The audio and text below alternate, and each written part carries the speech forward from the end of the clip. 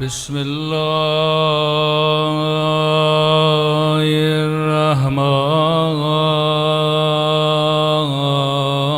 الرحمن الرحيم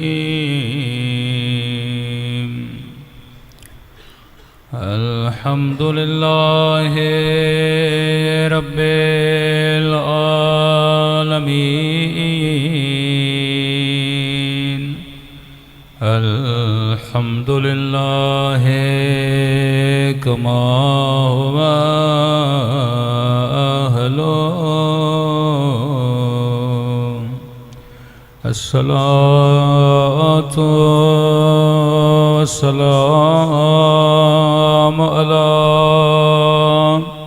سيد المرسلين وخاتم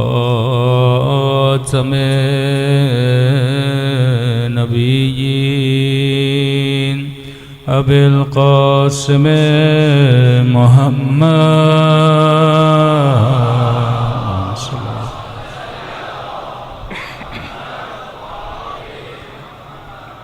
وعلى آله الطيبين الطاهرين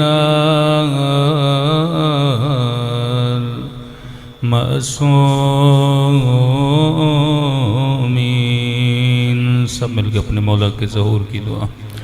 اللہم کل ولیک حجت ابن صلواتک علیہ وعلى في هذه الساعة وفي كل وليا وافلا وقائدا ودليلا حتى تسكنه أرضك طوعا وتمتعه فيها طويلا برحمتك يا أرحم. صلوات پڑھے محمد والا.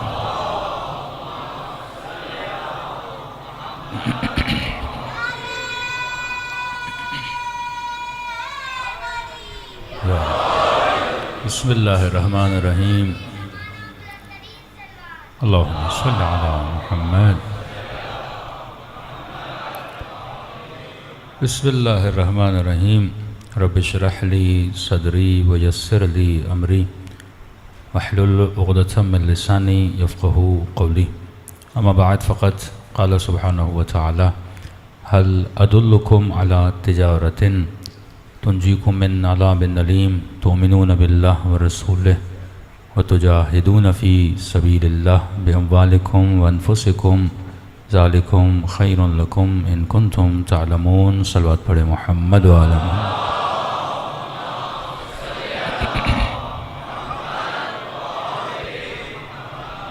دعا ہے پروردگار عالم ہم سب کی عبادتوں کو اپنی بارگاہ میں قبول فرمائے، اور جس مقصد زندگی اور حیات کی خاطر ان مجلسوں میں آتے ہیں خدا ان مقاصد میں بھی ہم سب کو کامیابیاں نصیب فرما دے. مسلسل آپ کی خدمت میں عرائض پیش کر رہے ہیں تربیت انسان کے عنوان سے کہ انسان اس لیے ہے کیونکہ یہ صلاحیت تربیت رکھتا ہے. حیوان اس لیے ہے کیونکہ حیوان تربیت پانے کی صلاحیت نہیں رکھتا. حیوان درخت سے افضل ہے، پودوں سے بہتر ہے کیونکہ ایکسٹرا آرڈنری پاورز رکھتا ہے.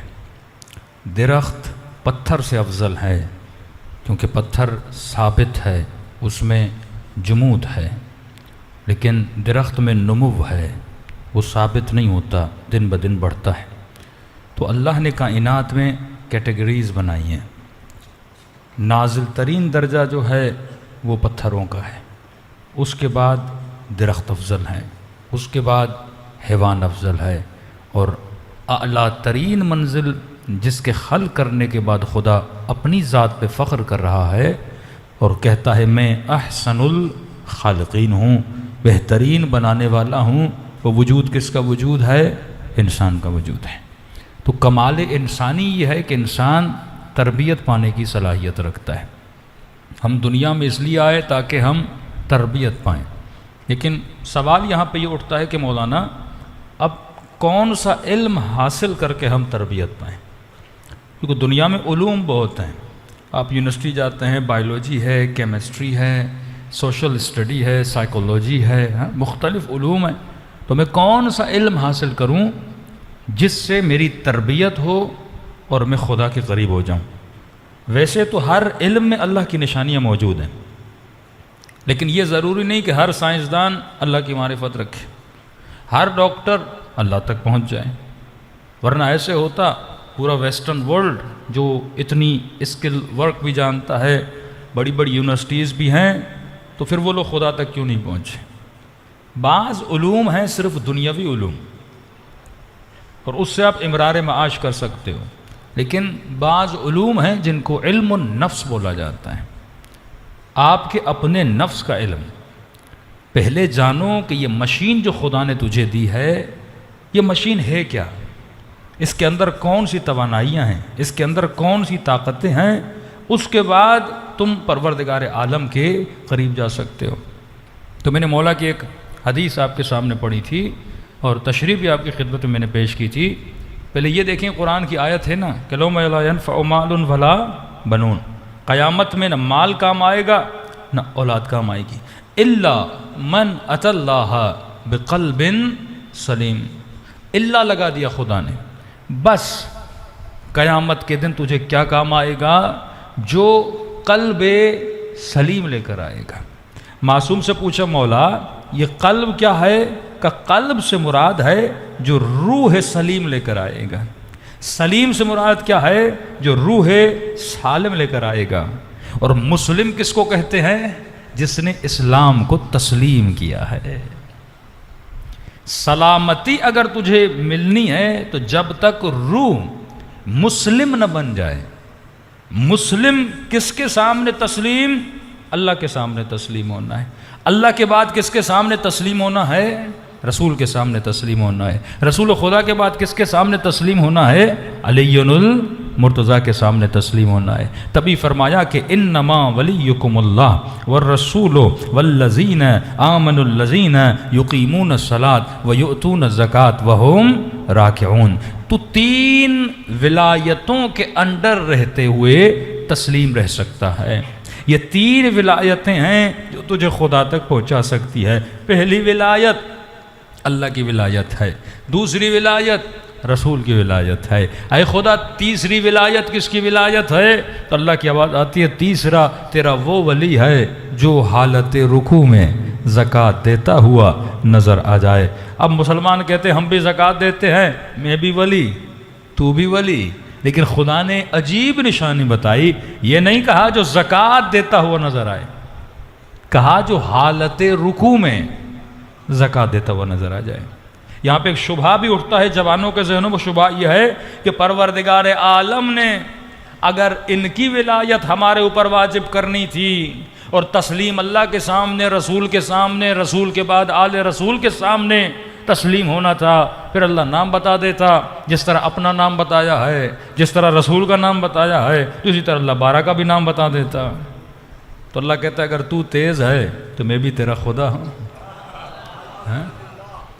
میں بھی جانتا ہوں، میں دشمن کی فکروں کو جانتا ہوں، میں ان کے نقشوں کو جانتا ہوں، میں ان کے پلانز کو جانتا ہوں۔ کیا مطلب پروردگارا؟ اچھا یہ بتا، آج تک تو یہ ثابت کر کر کے تھک گیا اور جناب ماننے کے لیے تیار نہیں ہے کہ رسول کے بعد اگر کوئی ولی تھا تو علی مرتضیٰ تھا، وہ کہتے ایسی کوئی بات نہیں ہے، نبی کسی کو نومینی کر کے نہیں گئے تھے۔ تو سوال یہ ہے، اگر اللہ نام بتا دیتا تو علی کے دشمن اپنے سارے بچوں کے نام بھی وہی رکھ دیتے۔ اللہ بتا دیتا پہلا علی ہے، دوسرا حسن ہے، تیسرا حسین ہے، تو وہ بھی کیا کرتے؟ جس بھی گھر میں بچہ پیدا ہوتا سب اپنے بچوں کے نام حسن حسین رکھنا شروع کر دیتے۔ اب تو اس پہ ثابت کرنا لگ جاتا نہیں، اللہ نے جو حسن بولا تھا وہ اور تھا، یہ والا حسن نہیں ہے، یہ والا حسین نہیں ہے۔ تو اللہ کی آواز آئی، میں بھی تیرا خدا ہوں، میں بھی تیرے مزاج کو جانتا ہوں، میں نام نہیں بتاؤں گا، صفت بتاؤں گا۔ نام سے زیادہ صفت مضبوط ہوتی ہے۔ مثلا اس مجمع میں کئی لوگ ہیں جن کے نام علی ہیں، کسی کا حسن ہے، کسی کا احمد ہے، کسی کا محمد ہے، کسی کا محمود ہے، لیکن اگر 10 علی کے نام والے بندے بیٹھے ہوں تو وہ کس کے ذریعے سے پہچانے جائیں گے؟ صفت کے ذریعے۔ بھائی اس علی کو جا کر چائے دے کر آؤ، مثلا جو موٹا ہے، اس علی کو جا کر چائے دے کر آؤ جو سخی ہے، اس مثلا حسن کو مثلا یہ چیز دے کر آؤ جس کے اندر یہ صفت ہے۔ تو بندے کس سے پہچانے جاتے ہیں؟ صفت سے پہچانے جاتے ہیں نا۔ جب کسی کو بلانا ہوتا ہے تو آگے سے آپ صفت لگاتے ہو نا، عالم ہے، مولانا ہے، نوح خاں ہیں، مرثیہ خاں ہیں، اور جب صفت لگاتے ہو تو اس صفت کا اس کے اندر ہونا بھی ضروری ہے۔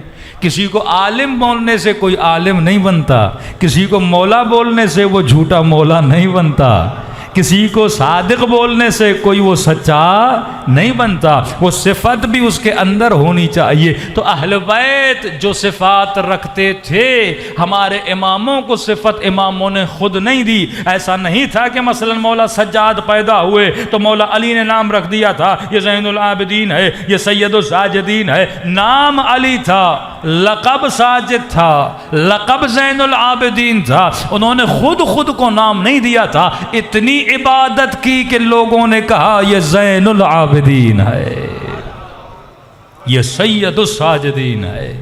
مطلب تو خود اتنا اچھا بن، لوگ بولیں بندہ سخی ہے۔ ایسا نہیں بچہ پیدا ہوا اور نام رکھ دیا سخی حسن، اور بڑا ہوا تو کنجوس، نام رکھ دیا شیر علی اور بندہ چوہے سے ڈرے۔ تو نام رکھنے سے تو کوئی شیر نہیں بنتا نا۔ نام رکھنے سے مسلمان بڑے نام رکھتے ہیں نا، عبداللہ، عبد الرحمن، لیکن عبدیت ذرہ برابر نظر ہی نہیں آتی۔ تو نام رکھنے سے کوئی عبد نہیں بنتا، نام رکھنے سے کوئی غلام حسین نہیں بنتا۔ تو نام مثلا اپنا حسین رکھ لے، لیکن صفت غلامی والی پیدا کر کہ حسین تجھے بلائیں کہ یہ غلام حسین ہے۔ اصل صفت ہے، صفت اظہر ہوتی ہے نام سے، یہ کوئی ڈھکی چھپی چیز نہیں ہے۔ لوگ نام سے کم پہچانے جاتے ہیں، صفت سے زیادہ پہچانے جاتے ہیں۔ اب یہ ایک بری عادت بھی ہے، قرآن کہتا ہے وَلَا تَنَابَزُوا، ایک دوسرے کو لقب برے نہ دیا کرو۔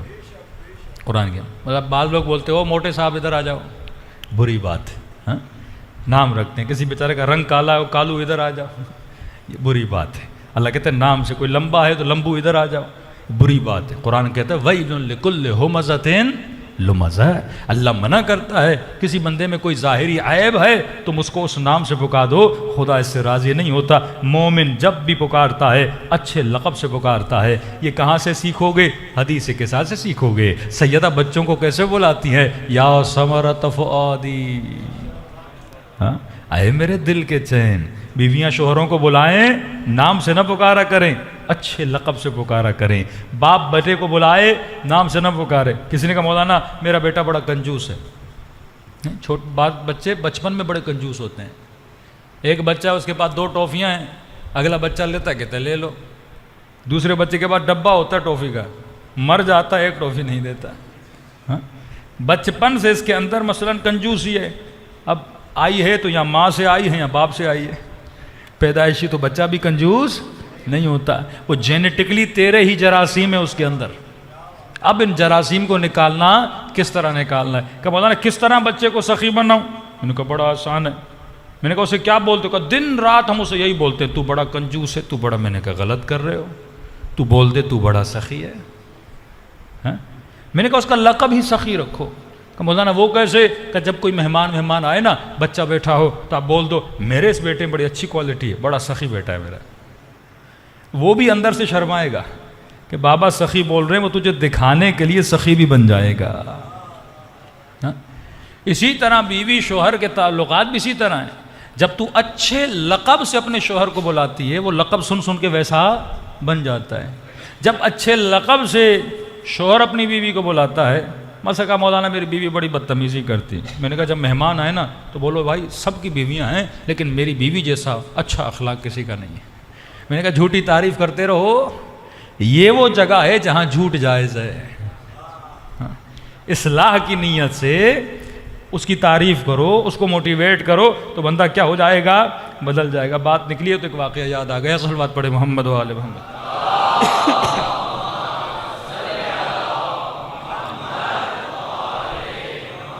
بارے دیگر صلوات پڑھے محمد و آل محمد۔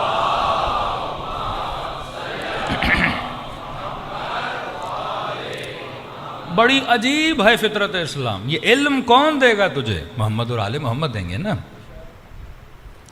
آیت اللہ العظمہ شاہ آبادی، اب ظاہر ہر آدمی کو غصہ آتا ہے نا، وہ بتاتے ہمارے والد کہتے جب غصے میں آتے تھے تو اب ظاہر آدمی غصے میں آتا ہے تو ایک دو برے جملے بھی بول دیتا ہے، کہتے لیکن وہ غصے میں بھی آتے تھے تو برے جملے ہمیں نہیں، اپنی انہوں نے کوئی نئی اصطلاحیں بنائی ہوئی تھی، ان ناموں سے ہمیں پکارتے تھے تاکہ غصہ بھی ان کا کیا ہو جائے؟ اتر جائے۔ سندھ میں ایک وڈیرا تھا، بے انتہا کنجوس۔ گاؤں میں کسی آدمی کی بیوی کا انتقال ہو گیا، اب اس نے کہا کہ بیوی کے لیے تیسرا کروانا ہے اور ظاہر ہے پورے گاؤں کو دعوت دینی ہے اور سارا گاؤں آئے اور کھانا کھائے تو دیگیں اتریں، کم از کم ایک بچھڑا تو چاہیے بھینس کا، یا ایک بھینس ہو جس کو ذبح کروں، گاؤں میں 200 300 400 لوگ ہیں تاکہ سب کھا لیں۔ اب بیچارہ اداس بیٹھا تھا، اس کے پاس پیسے نہیں تھے، غریب تھا، کروں تو کیا کروں، تیسرا آنے والا ہے، پیسے اس کے پاس نہیں تھے۔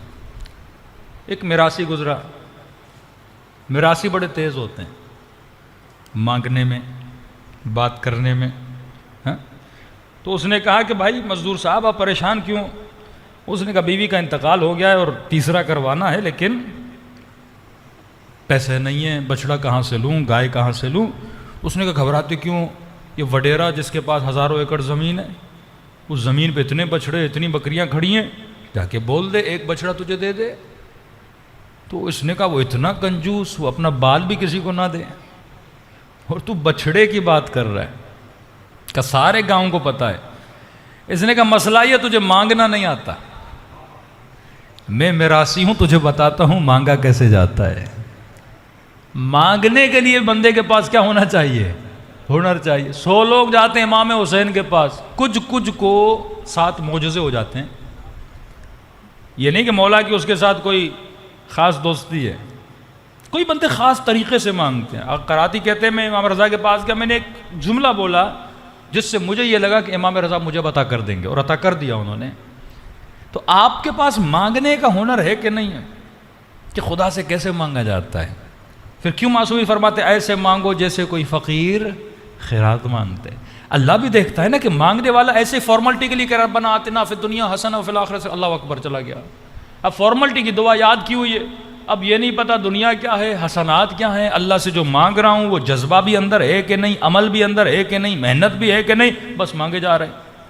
اکثر لوگ اللہم کل ولی کر حجت حسن پڑھتے ہیں، پتہ ہی نہیں ہم کیا پڑھ رہے ہیں، بس زبان چل رہی ہوتی ہے، دماغ کو پتہ نہیں ہوتا میں جو لفظ ادا کر رہا ہوں اس لفظ کا مفہوم کیا ہے۔ تو میراثی نے کہا چلو میں تجھے بتاتا ہوں کیسے مانگا جاتا ہے، لے گیا اس کو۔ اب وڈیرا اپنی زمینوں پہ کھڑا تھا، وڈیروں کے پتہ ہے مچھیں بڑی بڑی ہوتی ہیں، اور زمینوں پہ کھڑا تھا، دھوتی پہنی ہوئی تھی اور دیکھ رہا تھا اپنی زمینوں کو۔ تو اس نے دور سے بلند آواز سے اس مزدور کو لے گیا، اسے کہنے لگا تجھے نہیں پتا اس کا دادا کتنا سخی تھا، اب جب آپ کی کہیں تعریف ہو نا آپ کے کان متوجہ ہو جاتے ہیں، برائی اور تعریف کہیں بھی ہو نا، آپ بزی بھی ہوتے ہیں نا آفس میں، کان آپ کے پیچھے لگے رہتے ہیں، تعریف ہو رہی ہے۔ خواتین کے اس میں کان بڑے تیز ہوتے ہیں، کہیں پہ کسی کی برائی ہو رہی ہو فوراً اچھا کیا ہوا، دور سے پوچھتی ہے کیا ہوا۔ تو غیبت سننے کی جو ہمیں عادت ہے، یہ فطرت انسان ہے، تعریف ہو اچھائی یا برائی فوراً اس کے کان کھڑے ہو جاتے ہیں۔ اس نے کہا تجھے نہیں پتا اس کا دادا کتنا سخی تھا۔ اب وڈیرا سن رہے ہیں، کہا اچھا، کہاں؟ فلاں گاؤں میں ایک مسئلہ ہوا تھا، اس نے اتنے غریبوں کو گھر بنا کے دیے تھے۔ پھر کہنے لگا دادا تو اپنی جگہ، لیکن اس کا جو والد تھا، بابا تھا، وہ تو اپنے باپ سے بھی زیادہ سخی تھا۔ اچھا، میرے باپ کی بھی تعریف کر رہا ہے۔ کہ وہ کیا ہوا تھا؟ کہ بس ہمارے یہاں مسئلہ ہوا تھا، پیسوں کی ضرورت تھی، زمین پھنس گئی تھی، اس کے والد نے اتنی فلاں فلاں کی مدد کی۔ اب سارا جھوٹ ہی بول رہا تھا، اسے بھی پتا تھا میرا دادا کنجوس تھا، میرا باپ بھی کنجوس ہے۔ اور اس نے کہا بھائی یہ جو وڈیرا ہے نا، اس نے دادا اور بابا سے بھی زیادہ سخاوت ہے، تجھے نہیں پتا یہ کتنا سخی ہے۔ جب بھی کوئی اس کے پاس جاتا ہے، مجال ہے یا کسی کو واپس کر دے۔ اتنے میں یہ آ کے وڈیرے کے قریب کھڑا ہو گیا، سلام کیا، دعا لی۔ ہاں بھائی کیوں آئے ہو؟ کہ وڈیرا صاحب یہ بیچارہ غریب آدمی پریشان ہے، بیوی اس کی مر گئی ہے۔ میں نے کہا پریشان کیوں ہوتا ہے؟ جس گاؤں میں اس وڈیرے جتنا سخی آدمی ہے، اس گاؤں کے بندے کو پریشان ہونے کی ضرورت ہے؟ اب وہ کیا بولے میں سخی نہیں ہوں؟ وہ کیا بولے میرا دادا سخی نہیں ہے؟ یہ سیاستدانوں کے پیچھے جو چاپلوس لوگ ہوتے ہیں وہ اسی طرح تو مال نکالتے ہیں، جھوٹ بول بول کے مالک کی جیب خالی کر دیتے ہیں۔ اب اس نے کہا کہ کیا ضرورت ہے، کتنی ضرورت ہے؟ اس نے نہیں بادشاہ کچھ نہیں وڈیرے صاحب، ایک بچڑے کی ضرورت ہے۔ اس نے کہا بس ایک بچڑا؟ چلو یہ بچڑا کھڑا ہے، لے کر چلے جاؤ۔ تو ہمارے استاد کہتے ہیں کسی جھوٹے کو بھی جھوٹی تعریف میں سخی کہو، وہ سچ مچ سخی بن جاتا ہے، خدا تو ہے ہی سخی، وہ تو ہے ہی کریم۔ کتنا نادان انسان ہے جو سخی کو سخی نہیں بولتا، جو رحیم کو رحیم نہیں بولتا۔ تو یہ نیچر انسان ہے۔ تبھی فرمایا ایسے مانگو جیسے کوئی فقیر مانگتا ہے۔ یہ دعائیں مذاق نہیں ہیں کہ بندہ اگر بارش کی دعا کرے تو خدا بادل برساتا ہے۔ یہ مذاق نہیں ہے کہ اگر بندہ 70 مرتبہ کسی مردے پر بھی سورہ حمد پڑھے مردہ زندہ ہو جاتا ہے۔ پھر فرامین معصوم کا کیا ہوگا؟ تو یہ فرامی اس لیے ہے تاکہ انسان سمجھے جو میں مانگ رہا ہوں وہ کیوں مانگ رہا ہوں۔ صلوات پڑھے محمد و آل محمد۔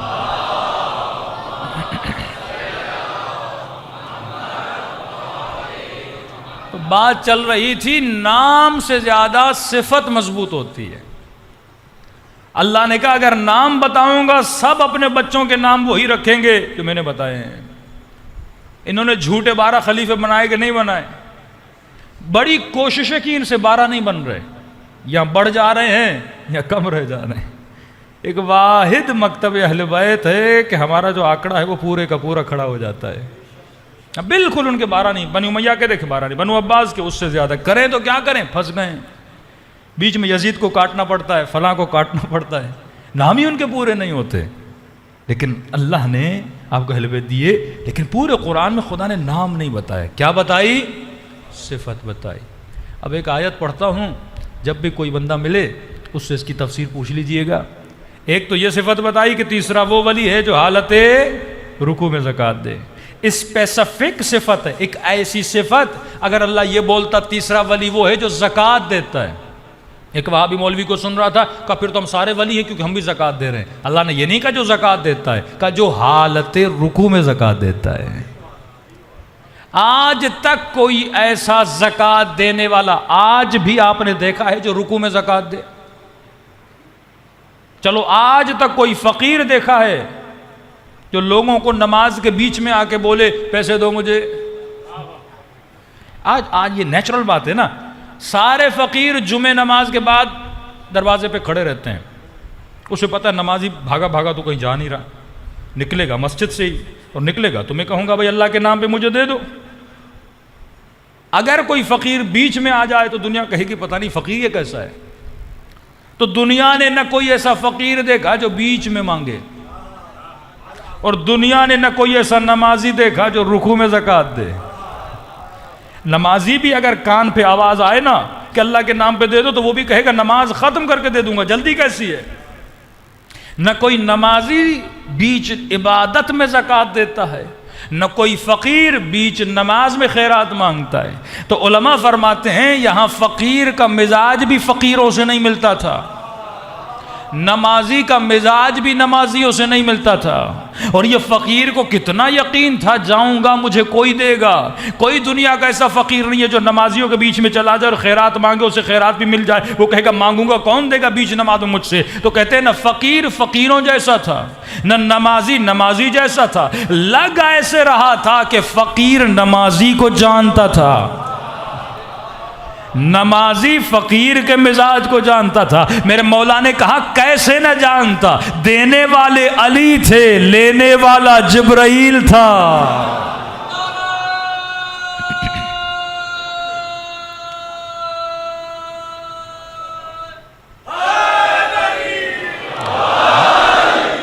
اللہ نے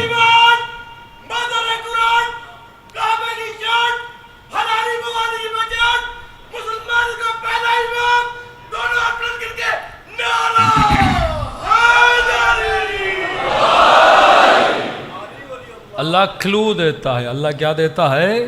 نشانیاں دیتا ہے۔ دوسری نشانی دی، یہ وہی ہیں جو تمہاری تربیت کریں گے۔ 3 تسلیم ہیں، قلب سلیم کے ساتھ آنا ہے تو تسلیم۔ تسلیم کا مطلب مسلمان، مسلمان کا مطلب جو اللہ کی اطاعت کرے، رسول کی اطاعت کرے، رسول کے بعد کسی غیرے کی نہیں، علی مرتضیٰ کی اطاعت کرے۔ ہاں، یہ 12 نام رسول خدا بتا کر گئے، میرے بعد 12 نقیب ہوں گے، 12 خلیفے ہوں گے، 12 امام ہوں گے، مختلف عبارتوں کے ساتھ نام بتا دیے ہیں۔ چلو ایک اور آیت پڑھ دیتا ہوں۔ کہا کہ اطیع اللہ و اطیع الرسول، اللہ کی اطاعت کرو، رسول کی اطاعت کرو، تیسری کس کی اطاعت کرو؟ اولی الامر کی اطاعت کرو۔ کسی بھی مولوی مفتی عام مسلمان کو پکڑیے اور بولیے پہلی اطاعت تو سمجھ میں آ گئی اللہ کی، دوسری اطاعت تو سمجھ میں آ گئی رسول کی، یہ تیسری اطاعت کس کی ہے؟ تو کہتے ہیں اولی الامر۔ اولی الامر کا مطلب ان کی تفسیر بتا رہا ہوں کہ اولی الامر کا مطلب یہ ہے جو تیرا حاکم ہے۔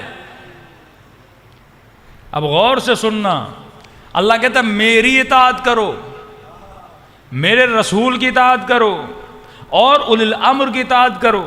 یہ تسلسل یہ بتاتا ہے میں ولی، رسول ولی، رکوع میں دینے والا ولی، میری اطاعت کرو، رسول کی اطاعت کرو، اولی الامر کی اطاعت کرو۔ مطلب جیسی اطاعت اللہ کی ویسی اطاعت رسول کی، اور جیسی اطاعت رسول کی ویسی اطاعت اولی الامر کی۔ اور اولی الامر کی تفسیر کیا کر دی انہوں نے؟ اولی الامر کا مطلب یہ ہے جو وقت کا حاکم ہو۔ تو پاکستانیوں ذرا مجھے بتاؤ اس وقت تم سب کا اولی الامر کون ہے؟ شہباز شریف صاحب، جن پہ چوری کے کیس ہیں، کرپشن کے کیس ہیں، اب تو نعمت میں ہو کہ نہیں کہ انہوں نے غلط تفسیر کر کے شہباز شریف کو حاکم بنا دیا، تو نے صحیح تفسیر کر کے امام زمانہ کو حاکم بنا دیا۔ ہاں، یہ کم نعمت ہے اہل بیت علیہ الصلوۃ والسلام کی۔ یہ خط نکلا جب سعودی عرب میں، یہ لٹرلی لیٹرز ہیں ان کے، گانا بجانا سنیما یہ سب کچھ ہوئے نا، انڈیا کے ایکٹرز بھی گئے، ڈانس کی سارے کام کیے، تو وہاں کے مولویوں سے لوگوں نے کہا یہ کیا ہو رہا ہے؟ تم کیسے مولوی، کیسے خطیب، کیسے مفتی؟ بلاد خدا میں، جس زمین میں کعبہ، جس زمین پہ نبی پر وحی نازل ہوئی، جس ارض پہ زمین پہ رسالت ماں پیدا ہوئے، اس زمین پہ ہندو آ کے ڈانس کر رہے ہیں، اس زمین پہ شراب پی جا رہی ہے، جو زمین انبیاء کا محل، اولیاء کا محل، اس زمین پہ سب کچھ ہو رہا ہے. تو لیٹر انہوں نے نکالا, کہا دیکھو یہ گانا بجانا غلط ہے, ڈانس غلط ہے, شراب غلط ہے, جوا کھانے کو غلط ہے, سنیما کو غلط ہے, لیکن دیکھو ہم کہہ رہے سب غلط ہے, لیکن اولی الامر کو کچھ نہیں کہنا, کیونکہ وہ ہمارے اولی الامر ہیں. لٹرلی اگر وہ اطاعت کرتے بن سلمان کی, اسے کیا سمجھتے ہیں؟ اولی الامر. مطلب وہ جو چاہے کرے, ہم کچھ بھی نہیں کر سکتے. اسی فکر کو مٹانے کے لیے حسین کربلا میں آئے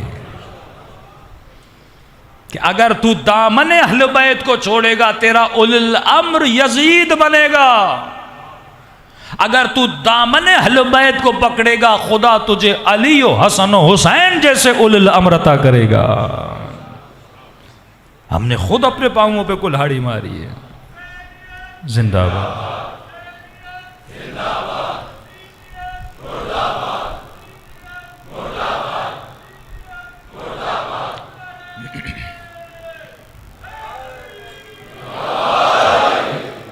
صراحتاً میں نے دوسری مجلس میں انچولی میں اور کل آیا رسی میں بیان کیا تھا. اگر جو لوگ وہاں نہیں آتے تو یہاں بھی کل کی مجلس سے بیان کر دوں گا. بار بار اس لیے بیان کر رہا ہوں کیونکہ آج تک سورہ حمد کی ایسی تفسیر میں نے کسی سے سنی نہیں, یہ جو ہمارے استاد نے ہمیں بتائی تھی کہ کسی بھی بندے کو بٹھاؤ فرش ازا پر. اب ظاہر ہے مجھے اپنی تربیت کرنی ہے. کائنات کی سب سے ٹیکنیکل مشین اگر کوئی ہے تو وہ انسان ہے. سب سے پیچیدہ ترین, سب سے بڑی مشین اگر خدا نے بنائی ہے انسان ہے. کریٹر کون؟ خدا. اب اس مشین کو کیسے چلانا ہے کون بتائے گا؟ خدا. کس کے ذریعے سے بتائے گا؟ محمد مصطفیٰ کے ذریعے. اب جب رسول چلے گئے تو کوئی ایسا تو ہونا چاہیے جو انسان کامل ہو, جیسے انسان کے روح, انسان کے جسم اور انسان کی تربیت کا کمپلیٹ علم ہو. جو 40 سال بت پرستی کرتا رہا وہ انسان کامل نہیں ہو سکتا. جو کبھی شراب پیتا رہا وہ انسان کامل نہیں ہو سکتا. جو نبی کو تک و تنہا جنگ احد میں چھوڑ کے چلے جائیں وہ انسان کامل نہیں ہو سکتے. تو یہ کیسے ممکن ہے کہ پروردگار عالم انسان کو بغیر ہادی کے چھوڑ دے؟ جن کے دروازے پہ جانا ہے اور اپنے وجود کو تربیت دینی ہے. تو میں نے کہا سورہ حمد میں اللہ نے کمپلیٹ بتایا, کیونکہ لمبا تفسیر ہے, اس میں کل آؤں گا. خدا گواہ ہے آپ تفسیر سنیں گے آپ کو مزہ آئے گا. نہ حدیث میں جانے کی ضرورت ہے نہ روایت میں جانے کی ضرورت ہے. قرآن حدیثوں روایتوں کا محتاج نہیں ہے. ابتدائی ہدایت قرآن ہر بندے کی کرتا ہے. کہ الف لام میم ذالک الکتاب لا ریب فیہ, ترجمہ تو پڑھو زندگی میں کم از کم ایک بار. مظلومیت امیر المؤمنین یہ ہے, میں جہاں بھی جاتا ہوں 500 کا مجمع, 1000 لوگوں کا مجمع, سب سے یہ پوچھا جاتا ہے کتنے لوگ ہیں جنہوں نے کمپلیٹ زندگی میں ایک مرتبہ نہج البلاغہ پڑھا ہے؟ کتنے لوگ ہیں؟ یہ افسوس کا مقام نہیں ہے کہ پورے مجمع میں سے ایک ہاتھ بھی نہیں اٹھا. علی کل بھی مظلوم تھے, علی آج بھی مظلوم ہے. آج کسی جوان سے پوچھو تم نے زندگی میں کتنی فلمیں دیکھی, کہتے مولانا یاد ہی نہیں, اتنی دیکھی ہیں. کسی خاتون سے پوچھو تو نے کتنے ڈرامے دیکھے, کہ یاد ہی نہیں میں نے اتنے ڈرامے دیکھے ہیں. پر ڈے کتنے آورز تو سوشل میڈیا یوز کرتا ہے؟ منیمم رپورٹ آئی ہے 4 to 6 آورز ہر بندہ سوشل میڈیا استعمال کرتا ہے. مطلب آج تو 20 سال کا ہو گیا, 25 کا ہو گیا, 70 کا ہو گیا, علی اتنے مظلوم ہیں تجھے ٹائم نہیں تو علی کی باتوں کو سنے. بس یہ ڈیوٹی ہے تو 10 دن مجلس حسین میں آئے. پورا سال تیرے روح کو غذا کیسے ملے گی؟ پورا سال اس وجود کو تربیت کون کرے گا؟ یہ نہج البلاغہ کیا یزید کے لیے آئی؟ کیا شمر کے لیے آئی؟ جب تو حسرت کھاتا اے کاش میں مولا علی کے زمانے میں ہوتا تو علی تجھے کیا دیتے؟ یہی نہج البلاغہ دیتے نا. میں تو کہتا ہوں تیری خوش نصیبی ہے تو علی کے زمانے میں نہیں تھا, کیونکہ اگر مولا علی کے زمانے میں ہوتا ایک امام کی باتیں تجھے ملتی, تو اس زمانے میں ہے تو 11 اماموں کی باتوں کو لے سکتا ہے. 11 اماموں نے جو کہا وہ تمہارے پاس ہے. 200 سال کا علم اہل بیت تمہارے پاس پڑا ہوا ہے. ہر سال نہج البلاغہ مختلف ورژنز میں چھپتی ہے، صحیفہ سجادیہ، امام زمانہ کے حوالے سے ان کے خطوط، توقیعات، یہ ساری چیزیں پڑھی ہیں۔ آج جوان مولانا کو لکھتا ہے، مولانا وہابی یہ اعتراض کر رہے ہیں، کیا تم نے زندگی میں آئین وہابیت پڑھی؟ کیا تمہارے گھر میں عقائد امامیہ کی کتاب ہے؟ کیا تمہارے گھر میں توضیح المسائل ہے؟ کیا تجھے نجاسات و طہارات کا پتہ ہے؟ یہ وہ علم ہے، یہ وہ حدود الہی ہے جس کی طریقے سے، جس کے ذریعے سے تمہاری روح پرواز کرے گی۔ تو زبانوں پر تو علی کا نام ہے، لیکن وجود علی کی تعلیم سے کیا ہے؟ دور ہے۔ تو جب تک میرے اندر عطش نہیں ہوگی نا، فرمایا العلم فی الجوع، علم خدا اسے ہی دیتا ہے جو بھوکا ہوتا ہے علم کا۔ اگر تمہارا پیٹ بھرا ہوگا نا، کھانے کی طرف نہیں جاؤ گے، لیکن 1.5 دن کی بھوک بھی ہو نا، رات کے 2 بجے بھی گھر سے نکلو گے، بھوک تجھے گھر سے نکالے گی۔ یہ بھوک ہے جو صبح سے شام تک تجھے محنت کرواتی ہے، کیونکہ ہم محسوس نہیں کر رہے کہ کس عالم اور کس کائنات میں جانا ہے۔ تو عالم دنیا کا وجود نہیں ہے، تو عالم برزخ کے لیے بنا ہے، تو قیامت کے لیے بنا ہے، تو حور بننے کے لیے آیا، تو سلمان بننے کے لیے آیا، تو اخروی لذتوں کو حاصل کرنے کے لیے آیا۔ تو جب تک اپنے ہاتھ کو دامن اہل بیت میں، دامن اہل بیت کا مطلب یہ ہے علم اہل بیت سے بندہ فائدہ لے۔ صلوات پڑھے محمد و آل محمد۔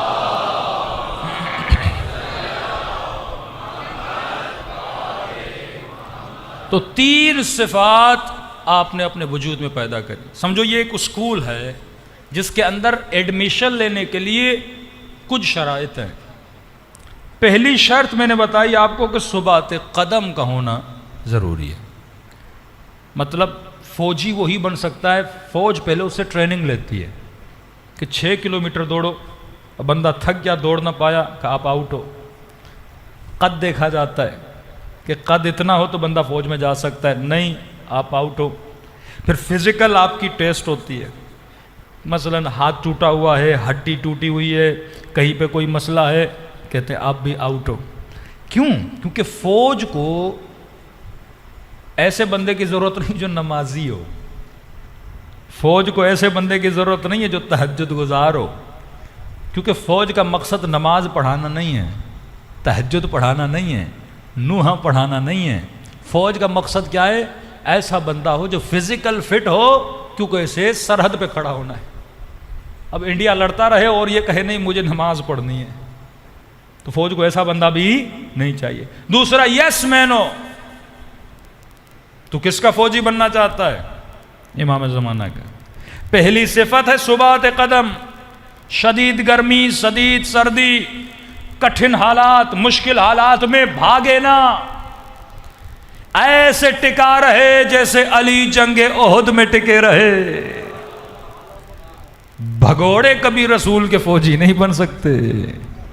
آج بھی تو بھاگے گا، امام زمانہ کا فوجی نہیں بن سکتا۔ پہلے ثبات قدم، کس کا فوجی؟ علی کا فوجی، حجت خدا کا فوجی بننا ہے۔ ہر مجلس کے بعد دعا کرتے امام زمانہ کے اعمال و انصار میں شریک فرما۔ اصول وہی ہے جو آج دنیا کی افواج میں، مولا کے یہاں بھی یہی اصول ہے، اصول بدلا نہیں ہے۔ وہ سالم جسم مانگتے ہیں، امام سالم روح مانگتا ہے۔ مولا کی دربار میں یہ نہیں بندہ لنگڑا ہے، لوڑا ہے، بوڑھا ہے، کمر جھکی ہوئی ہے، کہیں گے نہیں۔ کہ حسین کو وہ فوجی بھی پسند ہے جو سعید اور جون کی طرح 90 سال کا ہے۔ حسین کی فوج میں جوان، بوڑھا، کالا، سفید، مسیحی، مسلم سبھی آ سکتے ہیں۔ کربلا گلدستے کا نام ہے۔ کربلا میں جون سب سے بوڑھا، کربلا میں کالے رنگ والا مولا کا افریقی غلام بھی ہے، کربلا میں چھوٹے سے چھوٹا جوان 13 برس کا بھی موجود ہے، بڑے سے بڑی عمر والا صحابی بھی موجود ہے، کربلا میں بچی بھی ہے، بچہ بھی ہے، کربلا میں عورت بھی ہے، مرد بھی ہے، کربلا میں شیعہ بھی تھا، کربلا میں سنی بھی تھا۔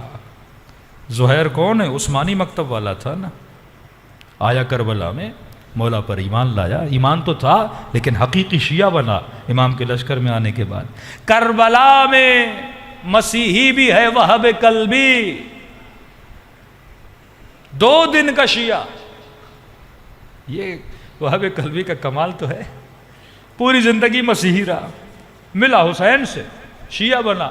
یعنی اس کی شیعت والی اگر زندگی کیلکولیٹ کرو تو وہ مور دین 15 days نہیں بنتی. 15 دن میں حسین کے لشکر میں آیا اور جام شہادت پی کے جنت میں چلا گیا. اور جو بچپن سے حسین کو جانتا تھا عمر سعد, دشمن حسین بنا. تو کربلا کی ایسی یونیورسٹی کا نام ہے جہاں پہ ہر بندہ آ سکتا ہے, عورت, مرد, بچہ, جوان, بوڑھا, رنگ, نسل, مذہب, کوئی فرق نہیں ہے. پہلے حسین کو سمجھ. تو حسین کو جسم نہیں سالم روح چاہیے, افواج عالم کو سالم جسم چاہیے. تو پہلی صفت وہاں ثبات جسم ہو. مولا حسین کے لشکر میں, آل اللہ کے لشکر میں اگر آنا چاہتے ہو تو یہاں ثبات روح ہو کہ فرمایا المؤمن کا جبل الراسخ, مومن مضبوط پہاڑ کی طرح ہوتا ہے. اور ثبات تب آتا ہے جب تمہاری عقل مضبوط ہوتی ہے. جب تم غلط کیلکولیشن کرتے ہو, نفع نقصان, نفع کیا ہے, نقصان کیا ہے, اس کی ڈیفینیشن کرو. آپ سب سے سوال کرتا ہوں, انسان عاشق کمال ہے, ڈیفینیشن آف کمال کیا ہے؟ کمال کسے کہتے ہیں؟ ہر بندہ عاشق کمال ہے. یزید بھی عاشق کمال, حر بھی عاشق کمال, مولا حسین بھی عاشق کمال. کہا انسان دھوکہ کھاتا ہے وہاں پر جہاں جسے کمال سمجھ رہا ہے وہ کمال ہوتا نہیں ہے. کہ آغا نراکی کا جملہ یاد رکھیے, وہ شے کمال ہو ہی نہیں سکتی جس کی انتہا فنا اور نجاست ہو. اگر تو عاشق جسم بنے گا, آج جسم جوان ہے, 50 سال کے بعد ختم. گھر میں سیب لاؤ, 6 دن کے بعد سیب کو کیڑے لگ جاتے ہیں. بہترین آم لاؤ, خوبصورت ترین, 4-5 دن میں آم کو کیڑا لگ جاتا ہے. جسم انسان, روح نکلی, رکھو, بدبو ترین وجود بن جاتا ہے. بچے کہیں گے نکالو اس کے, اتنی بدبو آتی ہے. بہترین کھانے سفرے پہ سجا کے کھاتے ہو, انتہا نجاست. آب زمزم بھی پیو گے, انتہا کیا ہو جاتی ہے؟ نجاست ہو جاتی ہے. دنیا جس کا ابتدا حسین ہے, انتہا نجس ہے. یہاں ہر شے کو فنا ہے, ہر شے کو فنا ہے. اب آدمی غلطی کرتا ہے کمال کو سمجھنے میں. جسے کمال سمجھتا ہے وہ کمال ہوتا نہیں. لیکن اسے کمال سمجھتا کیوں ہے, یہ سوال ہے. شمر نے مال کو کمال کیوں سمجھا؟ یزید نے حکومت کو کمال کیوں سمجھا؟ فرمایا ہر وہ شے جسے انسان کمال سمجھتا ہے, علمی اصطلاح ہے, ہر وہ شے کمال سمجھی جاتی ہے جو منشأ اثر رکھتی ہو. مثلا آپ غریب ہو, آپ کہو گے پیسے ملے, پیسے میں کیا ہے؟ اثر ہے, وہ میری غربت کو دور کرے گا. آفیسر بنوں گا, طاقت آئے گی, ضعف کو دور کر دے گا, اسے کمال سمجھتا ہے. اب ماسو فرماتے ہیں کمال مطلق کون ہے؟ جو پوری کائنات کو قدرت و طاقت دے رہا ہے, وہ کمال مطلق پروردگار عالم ہے. تو کمال مطلق کا عاشق بن, تیری دنیا بھی سنور جائے گی, آخرت بھی سنور جائے گی. جب تو شناسائی کرے گا مجھے کس چیز کے پیچھے, وہ کون بتائے گا؟ یہ امام معصوم بتائیں گے. تو پہلی صفت تمہارے وجود میں ثبات قدم ہونا چاہیے. ایک فوجی بھی فوج میں جانا چاہتا ہے, ثابت قدمی کا ہونا بہت ضروری ہے, جسے ہم استقامت بھی بولتے ہیں. صبح سویرے اٹھایا جائے گا, ٹھنڈے پانی سے بولیں گے نہاؤ. اب بندہ بولے نہیں میں ٹھنڈے پانی سے ڈرتا ہوں, استقامت نہیں, فوج سے نکال دے گی. جنگلوں میں آپ کو چھوڑ دیں گے 3 دن, بھوک برداشت کر سکتا ہے کہ نہیں, تکلیف برداشت کر سکتا ہے کہ نہیں, زخم برداشت کر سکتا ہے کہ نہیں. اگر برداشت نہیں, استقامت نہیں, فوج میں تجھے ترقی نہیں ملے گی. لیکن اگر استقامت ہے ترقی ملے گی. پہلی چیز ہے ثبات قدم. دوسری چیز اسکول آف امام حسین, اسکول آف اہل البیت میں داخلہ لینے کے لیے اگر یہ 3 چیزیں ہیں تو سلمان بن سکتا ہے, میثم تمار بن سکتا ہے. دشمن ان تینوں چیزوں کو, وہ شیطان ہو, وہ آج کا امریکہ ہو, کوئی بھی ہو, وہ ان 3 چیزوں کے ذریعے تمہارے ایمان کو چوری کرتا ہے. پہلی چیز تمہاری استقامت کو ختم کرے گا. جوانوں کے ایمان کو کمزور کرے گا، انہیں شہوت کا غلام بنائے گا، انہیں مال کا غلام بنائے گا۔ یہ مسجد میں آئے گا، مال کو دیکھ کے چلا جائے گا، یہ سب کچھ کرے گا، لیکن اس کے قدم لرز جائیں گے۔ مال کو دیکھ کر، دنیا کو دیکھ کر اپنے ایمان کو بیچ دے گا، کیونکہ اس کے اندر ثبات قدم نہیں ہے۔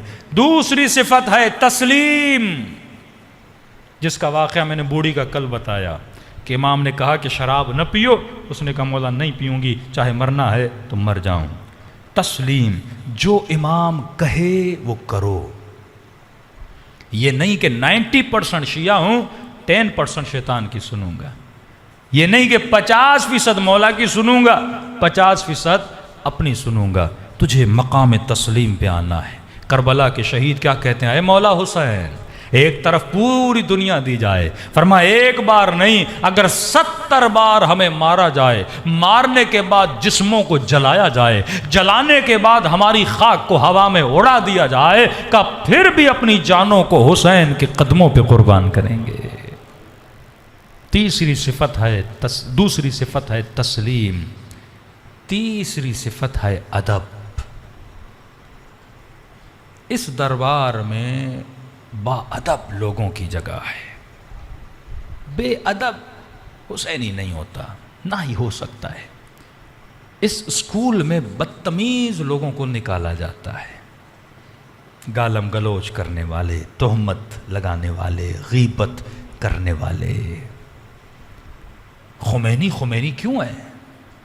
فرماتے ابھی امام خمینی اتنی بڑی شخصیت نہیں بنے تھے۔ شہید مطہری فرماتے ہیں مدرسے فیضیہ میں درس دینے جاتے تھے، کہ ایک دفعہ درس پہ جا رہے تھے، کسی شاگرد نے امام خمینی کو بتایا کہ آپ کا جو فلاں شاگرد ہے اس نے مدرسے فیضیہ میں بیٹھ کے کسی عالم دین کی غیبت کی ہے۔ کہتے ہیں اس دن امام خمینی اتنے غمگین ہوئے، مدرسے میں درس دینے بھی نہیں گئے، اور 3 دن امام خمینی کو شدید بخار ہو گیا کہ ایک طالب علم میرا شاگرد اور اس نے غیبت کی ہے۔ آج ہمارے لیے بڑا آسان ہے ایک محفل میں بیٹھ کے ایک دوسرے کی برائیاں کرنا۔ کہ خمینی اتنے ناراض کیوں ہوتے ہیں؟ کہ الغیبت اشد من الزنا، کہ تو امام بارگاہ میں زنا کرے گا؟ مسجد میں کوئی زنا کرے گا؟ کہ یہ اشد ہے زنا سے، زنا نہیں ہے، زنا سے بدتر ہے۔ کہ کیوں؟ کہ زنا کا گناہ لوگ کبھی ایسی جگہوں پہ نہیں کرتا، کسی اور جگہ پہ جا کے کرے گا، لیکن غیبت ایک ایسا گناہ ہے جو مسجد میں بھی کی جاتی ہے، امام باڑے میں بھی کی جاتی ہے، ممبر سے بھی کی جاتی ہے، تبھی اشد من الزنا ہے۔ دوسری چیز، جب تو زنا کرتا ہے تو خود گنہگار ٹھہرتا ہے، 2 لوگ گنہگار ہوتے ہیں، لیکن جب تو غیبت کرتا ہے تو معاشرے کو تباہ و برباد کر دیتا ہے۔ آقا قراتی بہترین مثال دیتے ہیں، فرماتے رسول نے فرمایا نا جس نے غیبت کی گویا اس نے اپنے مردہ بھائی کا گوشت کھایا۔ کہ یہ کیوں کہا مردہ بھائی؟ بول دیتے زندہ کا گوشت کھایا، لیکن بول دیا مردہ کا۔ کہ نبی کے کلام پہ غور کیا کرو، کہ دیکھو اگر کوئی آدمی مر جائے اس کے ہاتھ پہ کٹ لگے، زندہ نہیں مرا ہوا آدمی، میں زندہ ہوں اگر میرا ہاتھ کٹ جائے تو بائی ٹائم زخم بھر جائے گا، گھاؤ بھر جائے گا، لیکن کہ اگر کوئی مر جائے نا اس کے ہاتھ پہ کٹ دو، گھاؤ بھرے گا نہیں اور گندا ہوتا جائے گا۔ فرمایا اگر تو نے کسی کی غیبت کی، مثلا مجھ سے آ کے آپ نے کسی کی غیبت کی، کل آپ کو احساس ہوا آپ نے غلطی کی، جس کی غیبت کی آپ نے اس سے معافی مانگ لی کہ میرے بھائی مجھے معاف کرنا، میں نے آپ کی غیبت کر لی، کہ وہ تجھے معاف تو کر دے گا، لیکن جس کے ساتھ تو نے غیبت کی ہے اس کے ذہن کو تم نے اس کے لیے کیا بنا دیا؟ نیگیٹو بنا دیا۔ اس لیے اللہ کی آواز آتی ہے میں ستار العیوب ہوں، جب میں تیرے عیبوں کو چھپاتا ہوں تو لوگوں کے عیبوں کو کیوں ظاہر کرتا ہے؟ امام خمینی آیت اللہ العظمیٰ طباطبائی ان کے لیے مشہور ہے کہ جس محفل میں یہ 2 عالم ہوتے تھے کسی کو جرت نہیں ہوتی تھی وہ غیبت کرے، یہ خوف ہوتا تھا، کہ ہم اپنے کانوں کو نجس نہیں کریں گے، اپنی شکم کو جہنم کی غذا سے نہیں بھریں گے۔ تو فرمایا ادب جس بندے میں نہ ہو، بے ادب محروم از لطف رب۔ یہ محفل با ادب لوگوں کی محفل ہے۔ کبھی سوچنا جب کربلا جاؤ، 2 روزوں پہ جب تیری نگاہ پڑے، ایک ہے امام حسین کا، دوسرا ہے غازی عباس کا۔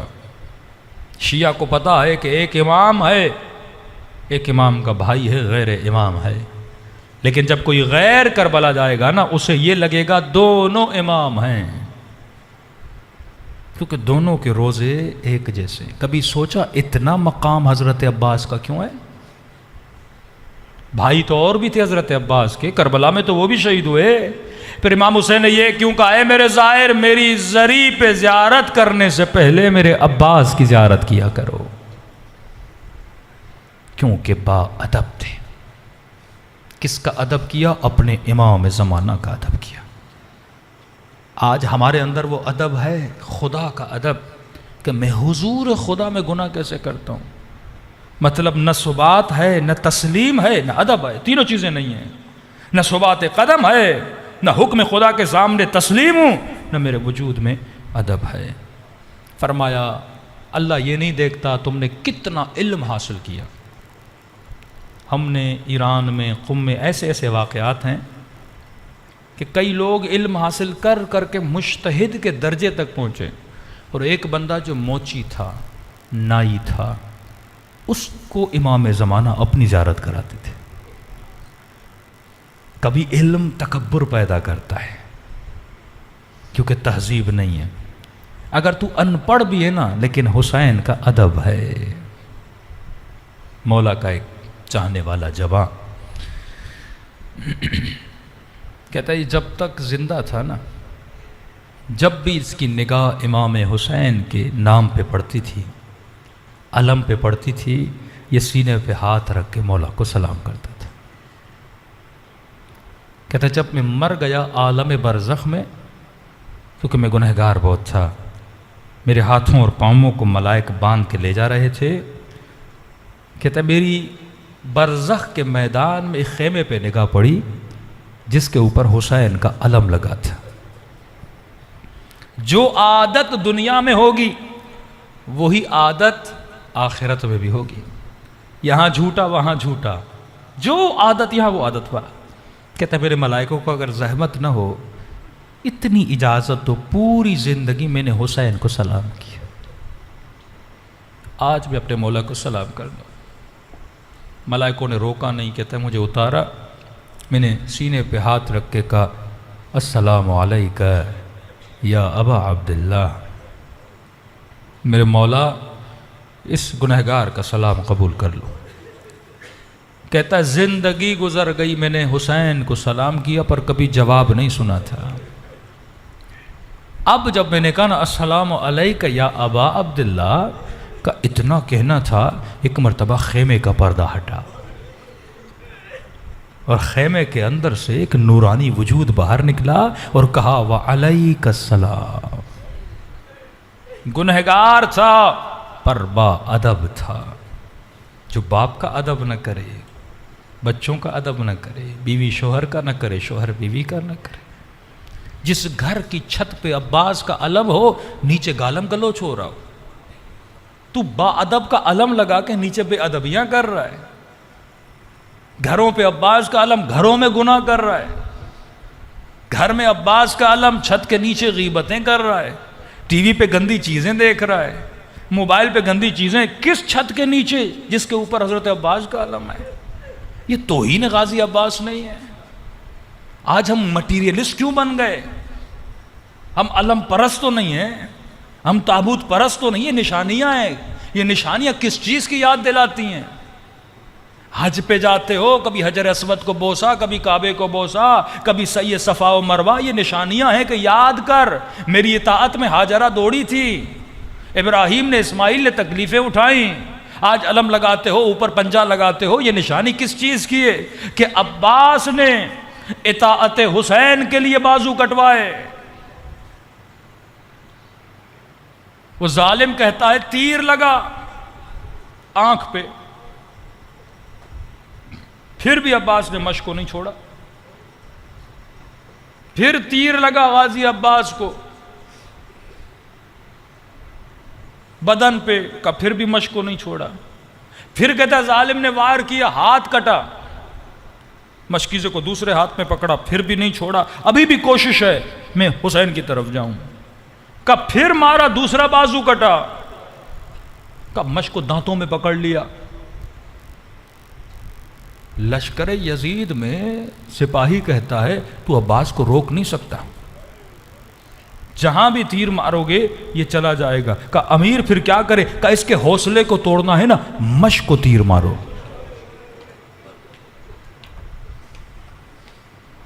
تاریخ لکھتی ہے جیسے مشق کو تیر لگانا عباس رک گئے، ایک قدم آگے نہیں بڑھایا. کسی نے پوچھا کہ مولا غازی رکے کیوں؟ کہا یہ مشق نہیں تھا، یہ حسین کا حکم تھا کہ عباس پانی لے کر آؤ. اب جب پانی نہ رہا عباس ٹوٹ گئے. یہ نہیں کہ میں خود کو بچاؤں، پوری کوشش تھی مشق کو بچاؤ. تیر ادھر سے آتے تھے بدن یہ دیتے تھے، ادھر سے تیر آتے تھے ادھر ہو جاتے تھے، کہ میں حسین کی اطاعت کروں، مشق کو اپنے مولا تک پہنچاؤں. اس وقت فریاد کی اللہ کو کہ پروردگار میں نے پوری زندگی جو حسین نے کہا وہ میں نے کیا. آج ایک مشق میرے مولا نے مانگا تھا، میں لے نہیں جا سکا، قصور میرا بھی نہیں ہے. اللہ نے کہا عباس آج یہ تیری خواہش پوری نہیں ہوئی، لیکن اس کے صدقے میں ہم تجھے باب الحوائج بنا دیتے. ایسے درجات نہیں ملتے میرے عزیز جب تک ادب غازی عباس اپنے وجود میں پیدا نہیں کرو گے. پوری رات ماتم کرتا رہو یا عباس یا حسین یا عباس یا حسین، لیکن اس سینے میں ادب نہ ہو، تجھے یہ سمجھ ہی نہ آئے کہ یہ بدن با ادب نہیں بنے گا تو قیامت میں کھڑا کیسے ہوگا؟ اگر میں اللہ کی نافرمانی کروں گا، یہ زبان کہتا ہے جیسے میں نے سلام کیا خیمے سے امام حسین آئے، کا اشارہ کیا ملائکوں کو اسے لے کر آؤ. کہ جیسے مولا کے قریب، امام نے کہا کیا معاملہ ہے؟ کہتا شرم سے سر جھکا لیا. حسین نے ملائکوں کو اس کا نام اعمال دو. کہ جیسے امام حسین نے میرے نام اعمال کو پڑھا، کہتا ہے حسین کی آنکھوں میں آنسو بھر آئے. اور میں کیا کروں تیرے لیے؟ اور مجھے دیکھ کے کہا تو میرا ماننے والا تھا، یہ کیا لے کر آیا ہے؟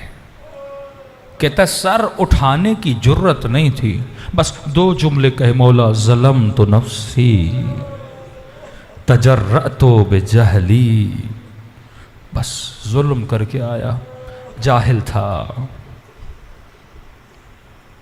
کہتا اتنا کہنا تھا. حسین نے نگاہوں کو بلند کیا، کہا اللہم اغفرہ بحق حسین، اے خدا حسین کے صدقے میں سے بخش دے. کہتا اب جو نام اعمال کو دیکھا نا، برائیاں نیکیوں میں بدل چکی تھی. آج بھی دعا کریں کہ مولا حسین ایک نگاہ ہم سب کے نام اعمال پہ کریں. بس آج ایک جملہ بول دیں کہ اے خدا ان عزاداروں کو حسین کے صدقے میں بخش دے. ہمیں کیا چاہیے اس سے زیادہ؟ یہی وہ فقیری، یہی ادب کی بھیک مانگو ترے اہل بیت سے. دعا کرے خدا ہم کو با ادب بنا. ادب کیسے ہے، ادب کیا ہے، انشاءاللہ اگلی مجلس میں بیان کیا جائے گا. خلوص سے ادب سے اپنے مولا حسین کو سلام کریں اور دعا کریں خدا ایسا بنائے جیسا امام زمانہ ہم سب کو دیکھنا چاہتے ہیں. السلام علی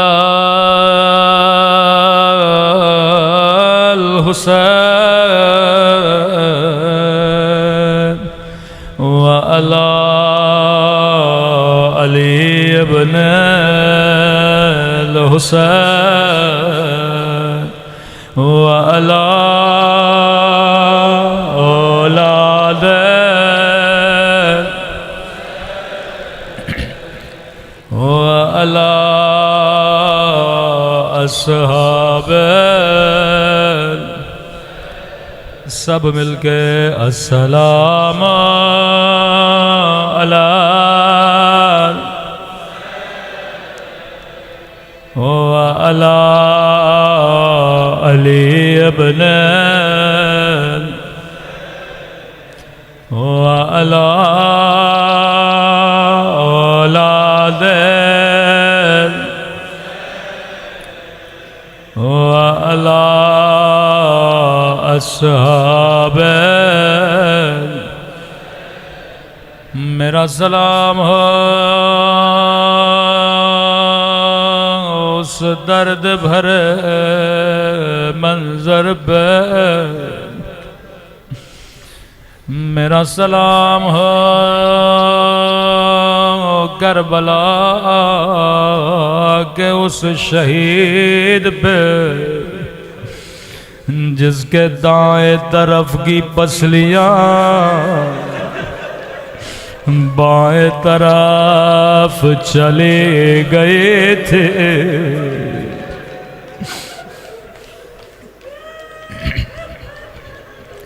بڑے قدیمی مومنوں میں نے نام نہیں لیا پر سمجھ گئے میں کس شہید کی بات کر رہا ہوں اے خدا تجھے حسن کے یتیم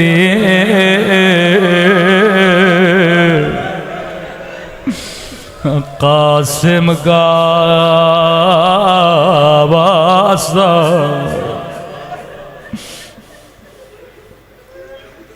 قاسم کی پسلیاں ایسے ٹوٹے تھے جیسے مدینے میں زہرا کی پسلیاں ٹوٹے تھے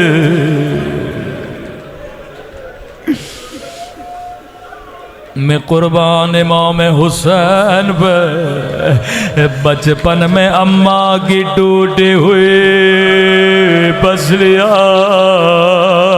دیکھ بڑھاپے میں حسن کی نشانی 13 برس عمر قاسم بہت چھوٹے تھے پوری رات کبھی آتے تھے کبھی جاتے تھے پر حسین اجازت نہ دیتے تھے روایت کے جملے ماں نے کہا قاسم میں سید زادی نہیں ہوں ایسا نہ ہو کل مجھے تانا دے یہ اس کی ماں کے دودھ کا اثر ہے قاسم ایسے لڑنا ماں کا سر فخر سے بلند کل اپنے مولا پہ اپنی جان کو قربان کر دینا خیمے سے نکلے امام حسین کے خیمے میں آئے مولا حسین کا سر سجدے میں تھا ننھے سے ہاتھ مولا کے قدموں پہ رکھے امام حسین نے سر اٹھایا ایک مرتبہ قاسم کے سر کا بوسہ لیا قاسم کے سینے کو سونگنا شروع کیا کہا قاسم مجھے تجھ سے حسن کی خوشبو آتی ہے تو میرے حسن کی نشانی ہے کہنے لگا چچا اماں بار بار کہہ رہی ہے قاسم مجھے شرمندہ نہ کرنا چچا مجھے اجازت دیجیے میں شہید ہونا چاہتا ہوں امام نے کہا قاسم نہیں تو میرے حسن کی نشانی ہے۔ کہ مولا بس اتنا بتائیے کل میرا شہداء میں نام بھی ہے یا نہیں؟ امام نے کہا قاسم کل علی اصغر کا نام بھی شہیدوں میں موجود ہے۔ اتنا سننا تھا غیرت حسن نے انگڑائی لے، چچا ظالموں کی اتنی جرات کہ خیموں میں داخل ہوں گے۔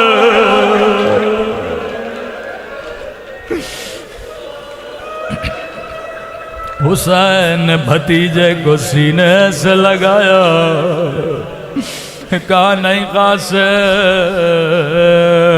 میرے ہوتے ہوئے کوئی خیمے میں نہیں آئے گا۔ صبح ہوئی، حسین نے بھائی کا تعویذ پڑھا، لکھا تھا حسین میں حسن کربلا میں نہیں رہوں گا لیکن میری نشانی قاسم موجود ہے۔ ماں نے حسن کا امامہ سر پہ رکھا، تاریخ کربلا لکھتی ہے بدن اتنا چھوٹا تھا، عباس نے سارے خیمے چھان مارے لیکن قاسم کے بدن کے مطابق زرہ نہیں ملا۔ سنو گے زرہ کیوں پہنا جاتا ہے؟ تاکہ آنے والا تیر رک جائے، تاکہ نیزہ رک جائے۔ کہ حسین نے سفید کپڑے پہنائے، اتنا چھوٹا تھا، خود مولا حسین نے گھوڑے پہ بٹھایا۔ قاسم لشکر میں گئے، کئی دشمنوں کو واصل جہنم کیا۔ بی بی فضا کہتی ہیں حسین ریت کے ٹیلے پہ کھڑے تھے، دور سے قاسم کو دیکھ رہے تھے، زینب خیمے کے در پہ کھڑے تھے، حسین کو دیکھ رہے تھے۔ قاسم کی ماں مصلی پہ بیٹھے تھے، زینب کو دیکھ رہے تھے۔ فرمایا ایک مرتبہ قاسم گھوڑے سے زمین پہ آئے، حسین ریت کے ٹیلے سے گرے، زینب خیمے کے در پہ گرے، قاسم کی ماں مصلی پہ گرے۔ کہا میرے اللہ تیرا شکر ہے،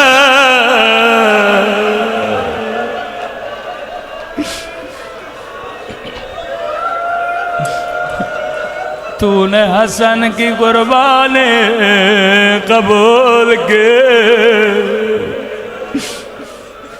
ہر شہید جب گھوڑے سے گرا مولا حسین کو پکارا تھا، لیکن راوی کہتا ہے قاسم اتنے چھوٹے تھے، جب گھوڑے سے گرے آواز دی اماں اماں، میں گھوڑے سے گر گیا۔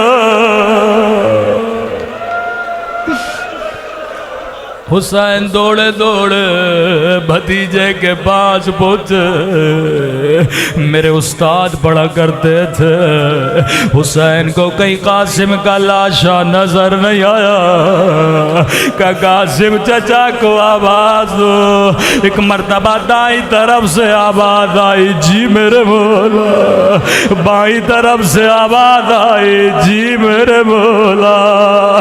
حسین سمجھ گئے، ابا کے دامن کو بچھایا، کٹی ہوئی انگلیاں اٹھائے، کٹے ہوئے گوشت کے ٹکڑے اٹھائے، گٹھڑی کو باندھا، نجف کی طرف منہ کیا، بابا علی خیبر فتح کرنا آسان ہے، خندق فتح کرنا آسان ہے، لیکن یتیم کی